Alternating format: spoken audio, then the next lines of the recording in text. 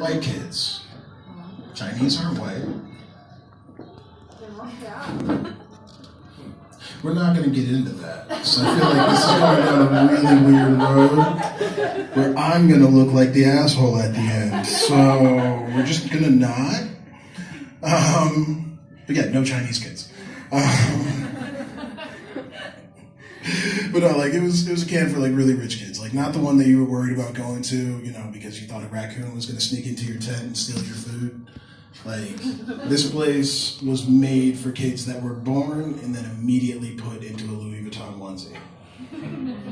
Like, these kids had money. Okay, like, I remember one kid came and his first objective was to buy a 3-kilo chocolate bar. Yeah, that's all he wanted was a 3-kilo chocolate bar. I don't know where you get that. But he came to America assuming that he would find one. He was very disappointed. He only found a 2-kilo chocolate bar. It's called freedom. How much is that in pounds?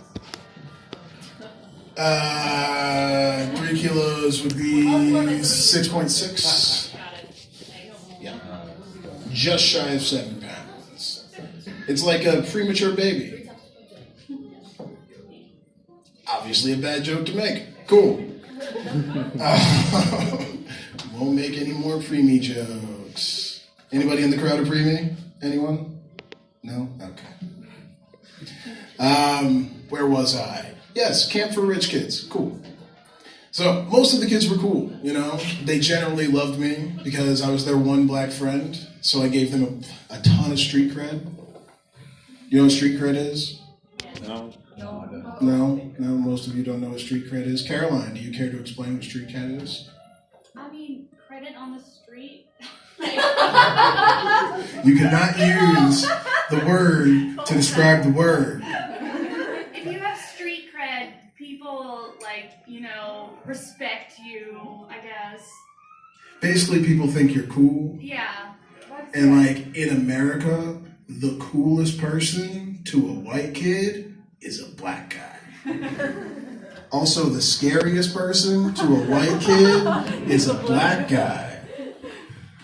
But no, they loved me. It was great. We played all the usual camp games, you know, dodgeball where you got to hit kids in the face with a ball, kickball where they all learned how they ranked physically, hide and seek where you actively try to lose children. And like most of the kids were cool, but there was this one kid, this one little 14-year-old motherfucker that had the confidence of a fucking neo-Nazi frat president for no good reason. Like no good reason. Like I even saw his dick and it was tiny. No good reason. Like, but this kid was the fucking worst, right? Like, you all know Harry Potter, right?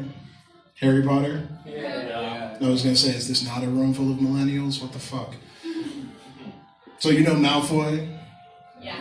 Imagine being friends with Malfoy, and every time he said something fucking idiotic and you wanted to punch him in the face, you couldn't. You have to laugh. Yeah, it was really hard to laugh. But I tried. I can laugh about it now. But this kid was the fucking worst. And he would talk shit all camp long, right? And we played this one game called Monsters and Mushrooms. It was basically freeze-ball tag, right? You all get it, right? Freeze-ball tag, right? You understand? If you don't get it, you just admitted you're not as smart as a 5th grader, and that's okay. So basically, you're in a padded room. If you get hit with a ball, you become a mushroom. When you pick up a ball, you're a monster again. That simple, right? Now, it is the oldest kids, 14-year-olds, versus the counselors. He has been talking shit about this day since day 2.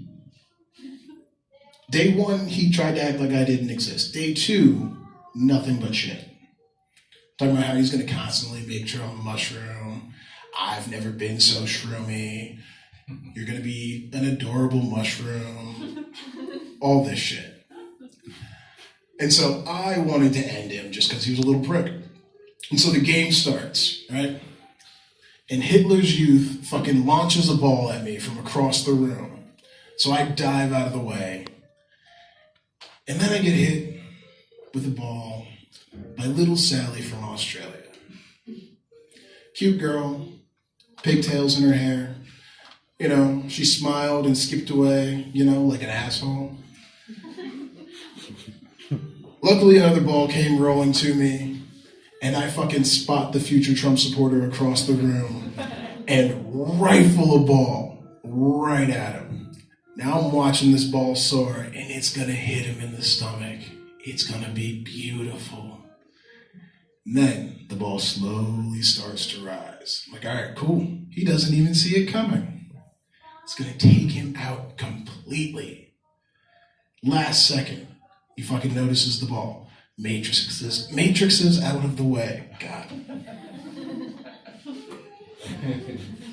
The ball finds a new target. Boom!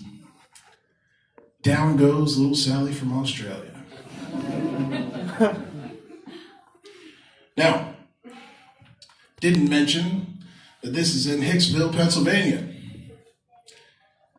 If you don't know about Hicksville, Pennsylvania, first off, it doesn't exist. Second off, any place that's described that way, every other house has a Confederate flag. Now, most of y'all are Russian. Do you know what a Confederate flag means? Yeah.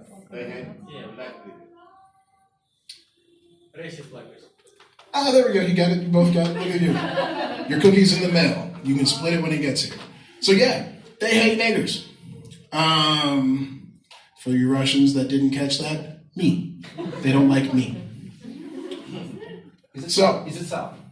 Huh? Is it South? It's right on the Mason-Dixon line, which is technically the South. We're not going to get into geopolitics. All right. Hush. God damn it. So, I just killed a little white girl. In Hicksville, Pennsylvania. I'm fucked. So I run over to her with all the other counselors. I'm fucking panicked. If I could turn white, I would have.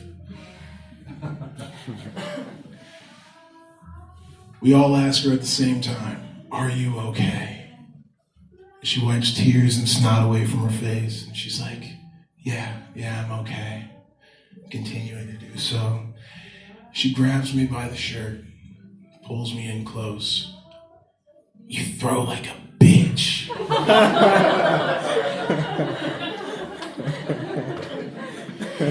So on that note, I'm going to give you your next comedian for the evening, the lovely Yulia.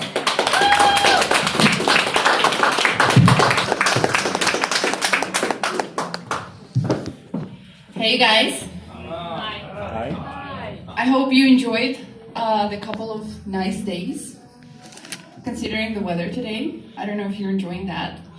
I really think that the 50 Shades of Grey book should not have been written about a rich guy and his BDSM practices.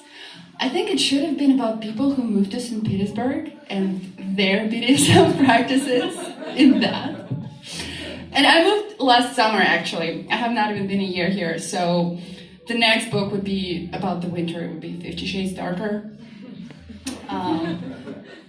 So I've actually been cutting down my material for today, but considering I'm your last comedian, I'm just gonna dump everything on you. I don't care if you guys laugh. I'm just gonna be using you as my test subjects. So I came across an article the other day.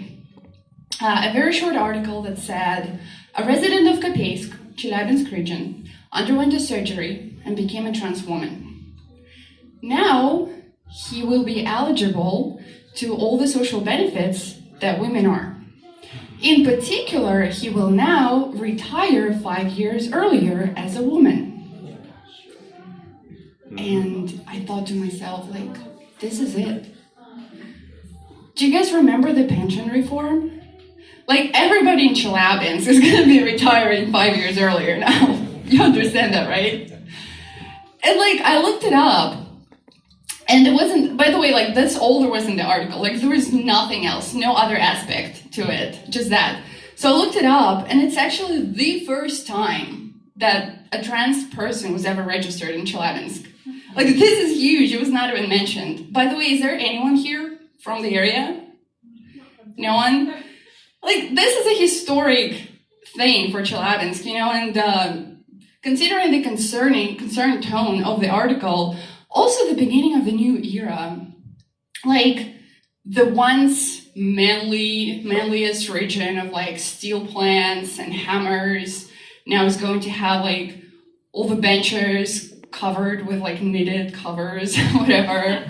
Everyone's gonna be coming to retire in Chelyabinsk. But it's not even the homophobic aspect of the article that really got me.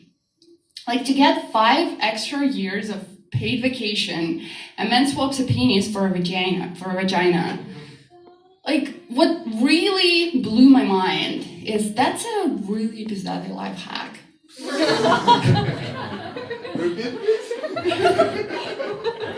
Pizdate life hack. See, like, okay, some words are so great, like they're just untranslatable, right?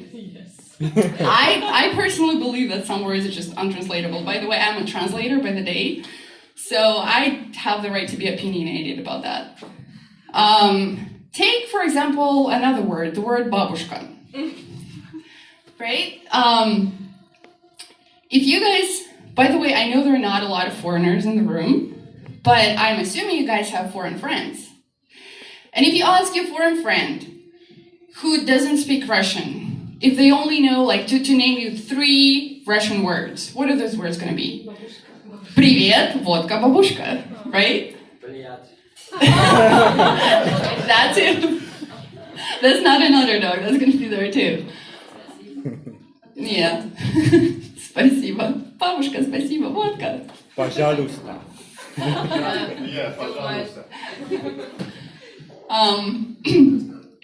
But anyway, it's really interesting to me that this word is like so commonly known all around the world. Like, this is one word that everybody knows. And it's a very specific one, isn't it? Like, it has certain endearment to it. When you hear the word babushka, like, what is the first thing that comes to your mind? Like, what do you imagine? Like a shawl, right? Like, actually, this is a shawl. Babushka is a shawl. What do you mean babushka is a shawl? There's just a flat knitted surface. This is a piece of cloth that the cat is covered with. So which is called babushka. Oh, that's a nice trivia fact, yeah. Babushka is similar to an Italian word, babucha. Babucha? What does that mean in Italian? Shoes. We're just bringing babushkas down today. Like, their shoes, their hats, they're just like pieces of interior. But yeah, it's usually like a nice older lady, right? She's smiling, she's like wearing a shawl, she's like probably sitting to some reddish carpet on the wall with like samovar and some blini next to the table. And like, this is the image that we're being fed and forced to believe that this, what they look like in their natural habitat, when it isn't. Like, they normally dwell in, for example, hospital wardrobe rooms, where they would carefully watch you, waiting for you to make a mistake and lose that little number that you signed with your blood for earlier, and then they can claim your soul.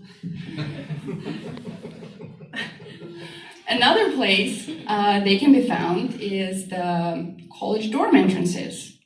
Now, has anyone here ever lived in a Russian college dorm? Just one person, really? All right, where are you from? What's your name? My name is Victoria, and I'm from Moskovskaya Oblast.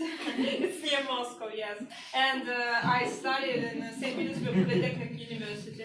So you lived in a dorm here? Yes, yes. Did your dorm have a babushka at the entrance? Yes, we have a very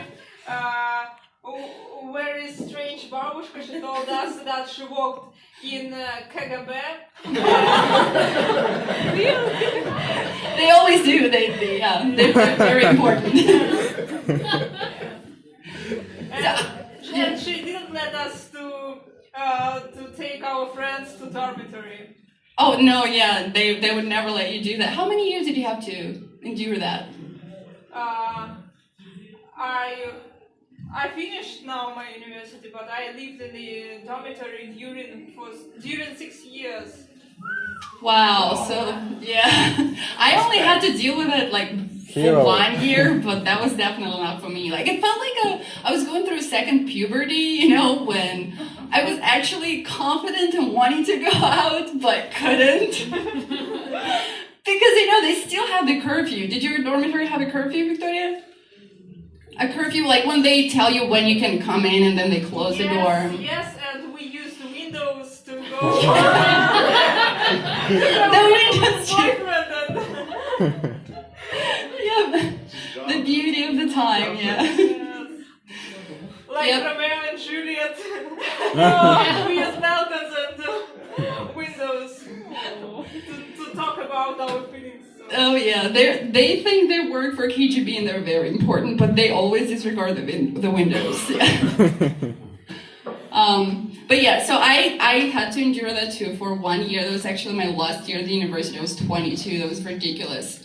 But yeah, so we still curfew in Russian dormitories, and a lot of them still have babushkas at the entrance. And if it's a babushka that's in charge of your curfew at the dorm, like they take that shit seriously. And like they're not gonna be letting any boyfriends in, not gonna be letting any virginities out. Like, they're very firm holding their morality stand. Like I feel like it was Bolsheviks probably who discovered their potential as a security system. But I feel like it was brought to the max power now. You know, because it's like so cheap and effective. Because in other like European countries, the governments give their older people medical advances and like nice pension plans so that they can happily be useless longer, right? And here they give them shitty pensions and a group of young girls to look over, and they just run on pure hatred. Completely self-sustained. Like, for their morality stand, they would hold the ground like more cold-blooded than the Afghani soldiers, you know? Like, I'm sure every girl here, and like most of you guys are Russian, so I'm sure every girl here at one point had an older lady say to you something like, at your age, I wouldn't even dare think about sex. To which we're like, oh, the hypocrisy, right?